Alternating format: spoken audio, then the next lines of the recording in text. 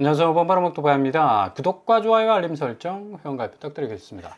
코스피 불장 시대가 드디어 도래를 했습니다. 3,400선을 확고하게 다지고 있는데, 이 불장 덕에 7월 시중에 돈이 36조가 더 풀렸다. 그만큼 유동성 자체가 엄청나게 지금 흘러 넘치고 있다라는 얘기인데, 자본시장이 이렇게 활성화되다 보면 역시 유동성의 문제는 더욱더 확대될 수밖에 없는 거죠. M2. 그러니까 광의 통화가 35조 원, 거의 한 36조, 석 달, 넉 달째 증가 추세를 지금 보이고 있고요.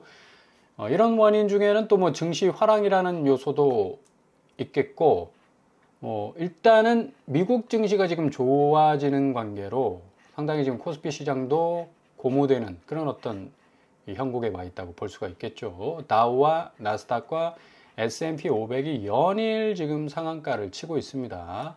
이유인즉슨 바로 페드에서 기준금리 인하를 할 가능성이 아주 높다고 전망이 나오고 있기 때문이죠.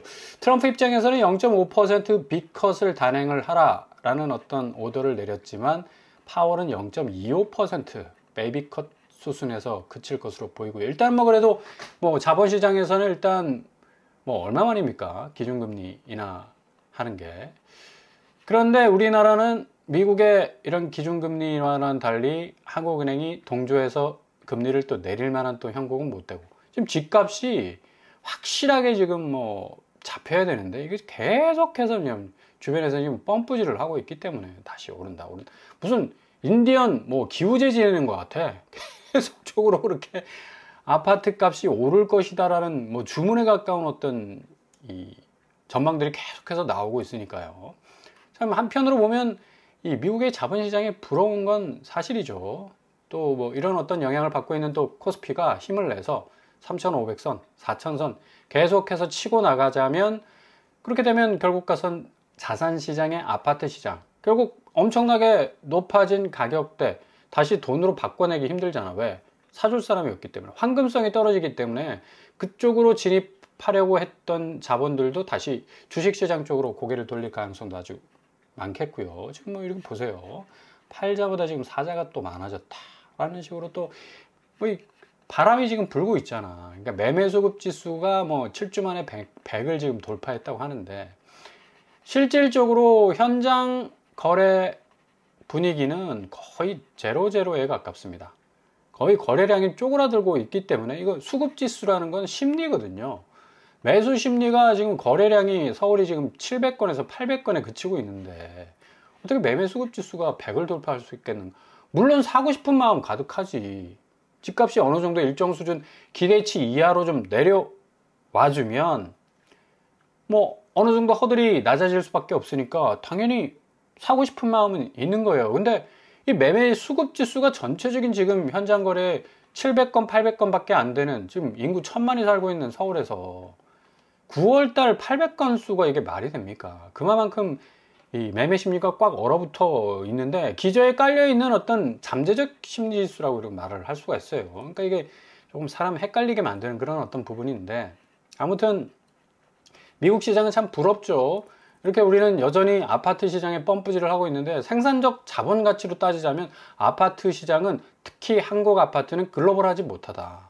아니 한국을 떠나봐. 그게 주식시장에 상장되는 것도 아니고, 나스닥 다우 S&P 500에서 알아주겠습니까? 아니면 유럽 주식시장에서 알아주겠습니까? 결국 한국 사람끼리의 어떤 거래 안에서 나온 가치인데, 테슬라가 어제 거의 한 7%가량 올랐었습니다. 7, 8%가량.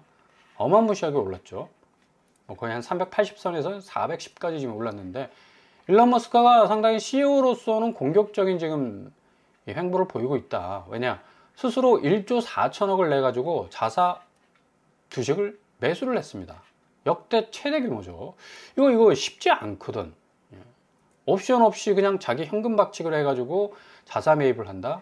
거의 주식시장에는 없는 일인데, 이렇게 되다 보니까 테슬라 주식이 어마무시하게 올라가, 아마 승부수를 건 것 같아요. 여기서 이제 300선에서 머물던 게 이제 400선, 500선으로 이제 찍기 위한 어떤 수순으로 가기 위한 CEO로서의 어떤 굉장히 공격적인 어떤 결단이었다 볼 수가 있는데, 우리나라는 여전히 지금 영끌로 강남 아파트 45, 뭐 이곳서 빌렸다.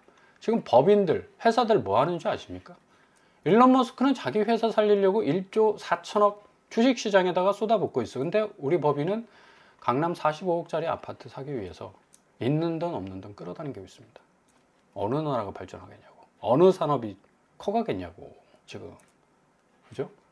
강남구 아파트 45억 매수하면서 배우자 사내이사로 있는 B법인으로부터 2억, 아버지가 사내이사 C법인으로부터 3억, 아버지가 사내이사로 등재된 D법인으로부터 2억. 그러니까 이런 식으로 이제 회사를 차려놓으면, 그죠? 좀 경쟁력이 있는 회사를 만들기 위해서 노력을 해야 되는데, 이건 완전히 그냥 뭐 개인이나 기업이나 뭐 너나 나나 할 것 없이 부동산에 때려박는 그런 분위기로 가고 있으니까 이거 따라잡겠냐고. 못 잡죠. 그리고 지금 부동산 시장 자체가 이런 식으로 지금 법인이 현금 박치게 해가지고 때려박기 시작하면 이 개인은 도저히 뭐 접근 불가지 않습니까? 그들만의 리그가 되기 때문에. 최고가 순위 나오는 거 보십시오. 9월 달인데도 지금 현대팔차가 74억, 레미안 라클래시 63억, 레미안 대치팰리스 62억. 아니, 우리나라가 지금 일본만큼의 어떤, 일본 뭐 우리가 4배 정도 떨어진다고 하는데, 그 일본 가보시면 일본이 지금 내수가 거의 사람이 끊어지지가 않습니다. 어느 좀 허술한 그런 어떤 상점들도 다 사람들로 그득그득 메어져 있고, 그죠? 뭐 어느 한 곳 빈 공간 없이 다 상가가 입점해 있는 걸 볼 수가 있어요. 근데 우리나라는 좀 텅텅 비어 있잖아. 이빨이 많이 빠져 있습니다.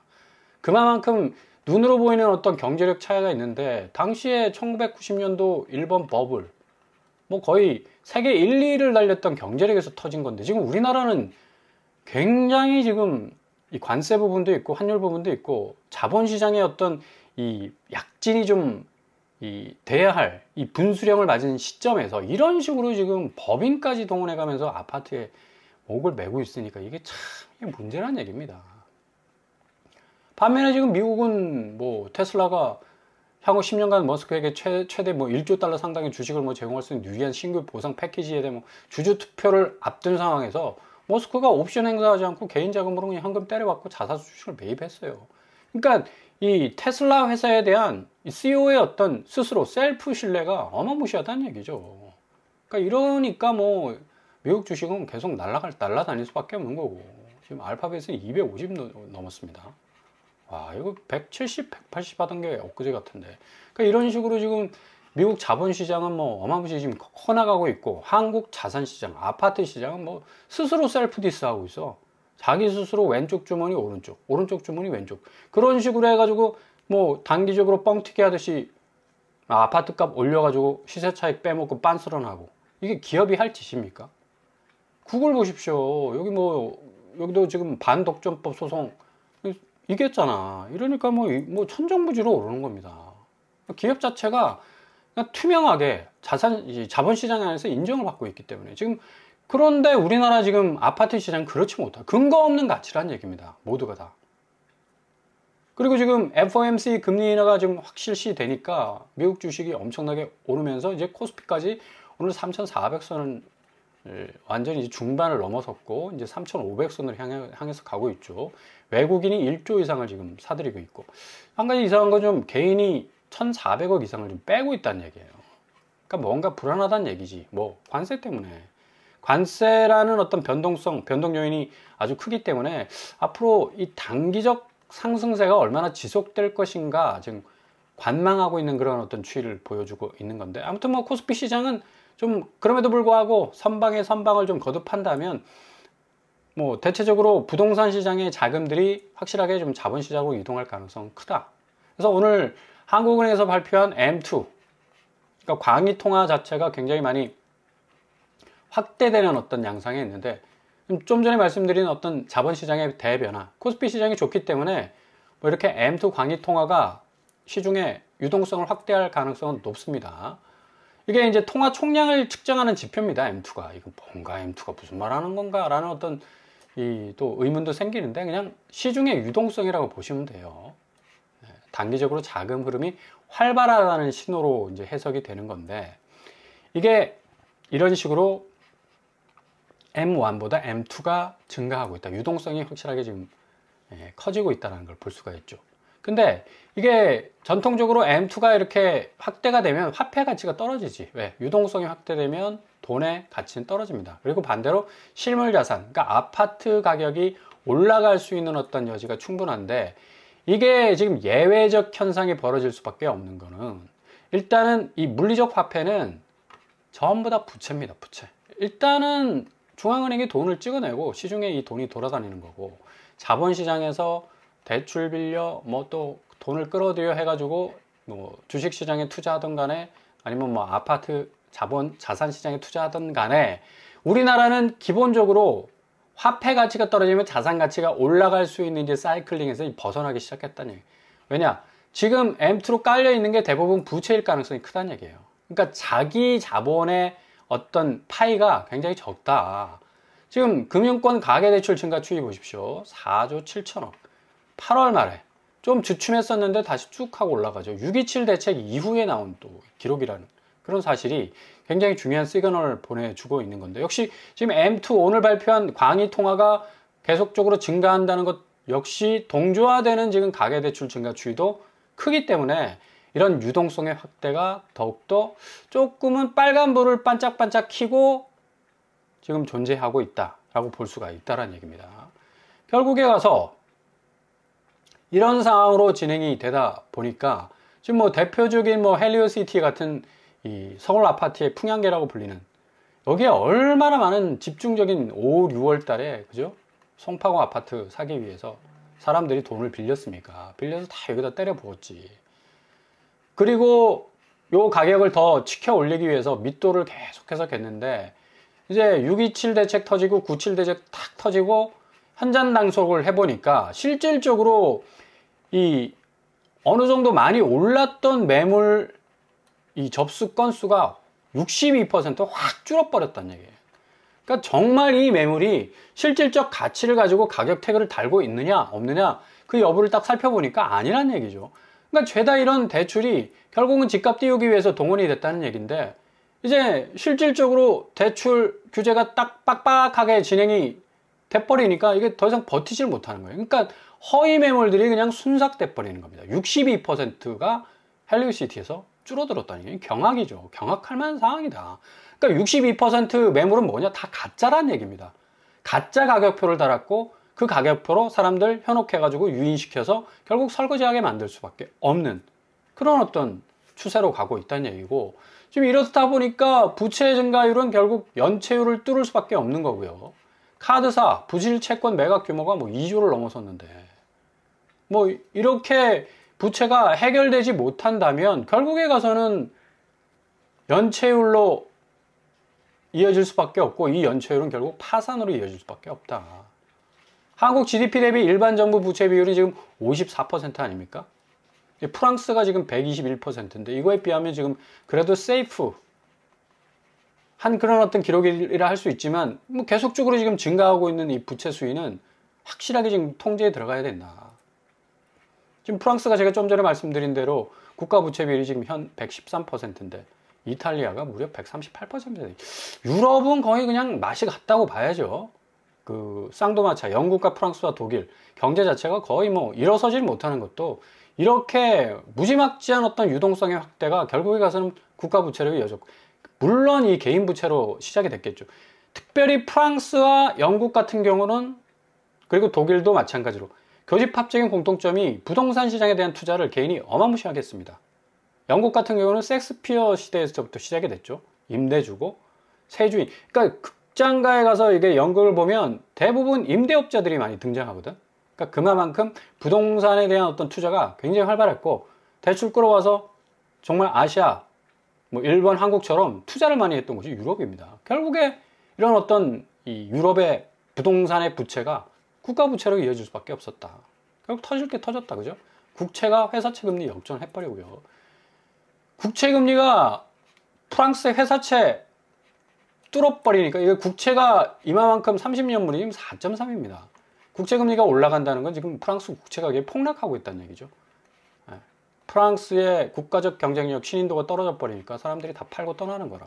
대신 국채금리는 뭐 껑충 뛰게 되고, 프랑스 정부는 이 뛰어버린 이자 다 갚아줘야 됩니다. 한 시간에 이자가 200억이래. 야, 이러면 그냥 거의 쫄딱 망했다 봐야죠. 영국도 지금 국채가 지금 심상치가 않습니다. 5%가 넘었어. 영국도 IMF 온다고 난리가 났죠. 미국 국채도 그닥 그렇게 안정적이지 못합니다. 미국 국채 역시도 가격이 폭락하고 있는 상황이기 때문에 당연히 이런 미국의 국채 영향을 가중평균금리 지금 주담대가 받을 수밖에 없는 거고 계속적으로 지금 올라가고 있어요. 그러니까 지금 정부 입장에서도 이제 전세 부분을 좀 막아야 되겠다 해서 공시가격 126% 룰을 적용해가지고 딱 때려버리니까 이게 지금 임대업자들이 이제 보증을 받지 못하니까 새로운 세입자를 구하지를 못하는 거야. 새로운 세입자가 전세 대출을 못 받으니까 난리가 난 거죠. 그리고 기존 주택담보 인정비율 LTV 수도권에서 0%, 그러니까 서울이라고 말해도 돼요. 0% 나옵니다. 서울 이제 LTV 0%입니다. 주택 임대 사업자 같은 경우는. 그러니까 난리가 났죠, 난리가. 그리고 지금 뭐 1주택자라 하지만 뭐 다주택자라고 뭐 빗대서 얘기해도 좋을 수 있는 임대업자 포함되어 있거든요. 1주택자들도 대부분 임대 이제 등록해가지고 자기 자가를 가지고 이제 돌리시는 분들 많을 겁니다. 근데 6개월 내에 자기 집 안 팔면 대출금 즉시 가져갑니다, 은행에서. 이런 경우 케이스도 좀 많이 지금 생기고 있어요. 그러니까 그만큼 지금 빡빡하게 돌아가고 있기 때문에 강남구도 지금 9억 떨어지고요. 양천구 8억 떨어지고요. 중구 5억 떨어집니다. 9월달 거래야 또. 마포구 6억 떨어졌어요. 성동구 8월 13일 7억 떨어졌어요.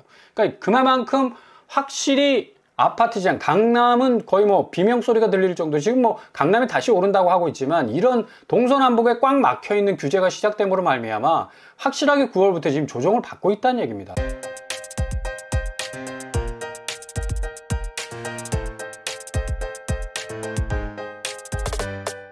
오늘의 부동산 캐릭터처. 지금 상황에서 가장 지금 포인트가 될 수밖에 없는 게 지금 자본시장.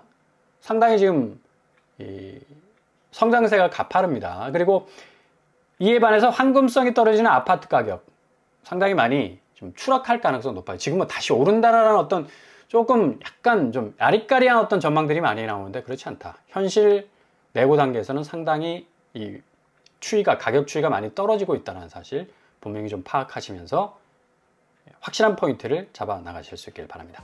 오늘도 원합니다. 항상 여러분의 기대에 꽃길만 되실 수 있길 바랍니다. 광고를 한번 복방을 마치겠습니다. 구독과 좋아요 부탁드립니다. 감사합니다.